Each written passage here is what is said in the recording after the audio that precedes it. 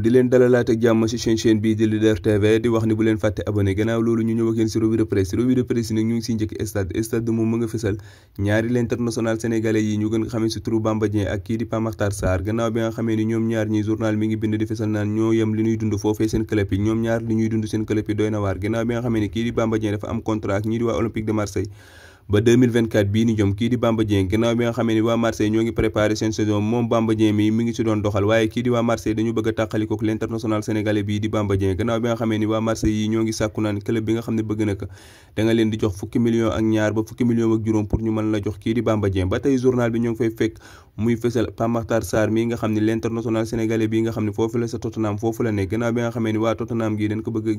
aal ñii di waa AC Milan ba tey journal bi mi ngi fësal l'international sénégalais bii di Mbaye Diagne gannaaw bi nga xamee ni mi ngi woon Galatasaray moom Mbaye Diagne mi jugee na Galatasaray ba dem beneen club foofee sa Turquie gannaaw bi nga xamee ne Mbaye Diagne mi ngi xamle ci journal bi naan kii ko convaincre ba mu ñëw boobule équipe mi ngi tudde kookee di leen tàggat di Perlu mii nag ñëpp bëgg a liggéey ak moom ba tey Mbaye Diagne mi ngi xamle naan dama bëgg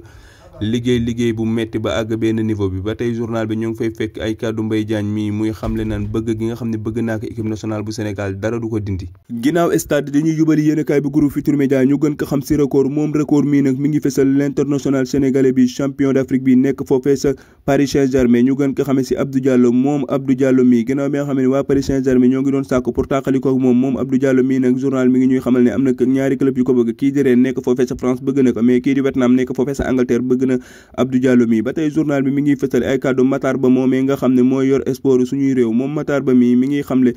ci basket boobee nga xam ne problème rek la yëkkati na ci ay kàddu moom Matar Ba mi ba tey yëkkati na ay kàddu jëmale ko ci financement boobee nga xam ne waa Ligue Pro yi ñoo ngi koy jot chaque année moom Matar Ba mi ba tey yëkkati na ay kàddu jëmale ko ci nuy bëgg-bëgg yi nga xam ne moo ñu yóbbu sa coupe du monde boobee de amee foofee sa Qatar ba tey journal bi ñoo ngi ciy fekk muy bind di fesal naan Aliou Cissé gagne son combat Aliou Cissé mi gagné na combat am gannaaw bi nga xam ne mi ngi doon sàkku waa CAF pour ñu toxal qualification coupe d'Afrique yooyee nga xam ne mooy amee foofee sa Côte d'Ivoire waa CAF def nañu loolu. Ginnaaw record dañuy jubali réew mi quotidien nag moom mu nga fësal l'international brésilien bi ñu gën ko xamante da Silva Santos Junior ñu naan kaa Neymar mu nekk club bu ñuy wax Paris Saint-Germain moom Neymar mii nag bu ñu sukkandikoo journal mi ngi ñuy xamal ni kii di Neymar dañ ko convoqué foofee sa tribunalu Barcelone le 17 octobre bii ñu jëm moom Neymar mii nag ñoo ngi koy toppee guerre ak triande moom Neymar mii ba tey ginnaaw bi nga xam ne transfert bi nga xam ne defoon na ko Barcelone googee sa 2013 bii ñu génne transfert boo xam ne jaarul yoon ba tey Neymar mii nag journal yi mi ngi bind di fesal naan Neymar en prison avant le mondial mooy Neymar mii mën nañ ko tëj balaa coupe du monde bi ba tey journal mi ngi bind di fesal naan kii di Sénégal tànn na foofee nga xam ne foofu lay dal sa Qatar. Ginnaaw réew mi quotidien dañuy jubali suñu lamb nag moom mu nga fesal kii di Gaynde Guédiawaye ñu gën ko xamee ci Balla Gaye 2 moo tax journal mi ngi bind di fesal naan kii di Balla Gaye 2 forme physique am boobu doy na waar forme physique am bi tiital na képp ki nga xam ne da ngay bëgg làmb lii wa tax moo tax journal bi di bind di fesal naan lii wa tax kii di Lac de Guiers 2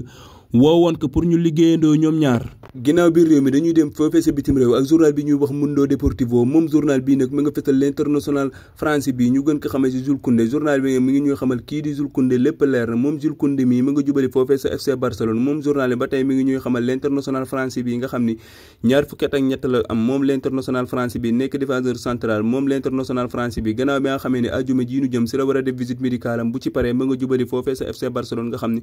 foofee sa Las Vegas fa la ñuy préparer seen saison ñoom waa FC Barcelone bi ñu desaat ak yéen beneen l'international français journal bi mi ngi koy fesal kii di Ousmane Dembélé mii nag nga xam ne ma ngay continuer di wane boppam foofee sa tournoi bay amee foofee sa Las Vegas foofee nga xam ne waa FC Barcelone fa la ñuy préparer seen saison match bi waroon dox diggante FC Barcelone ak Juventus de Turin kii di Ousmane Dembélé moo ci dugal ñaari biiwu FC Barcelone moom Ousmane Dembélé mii nag ma ngay wane boppam bu baax.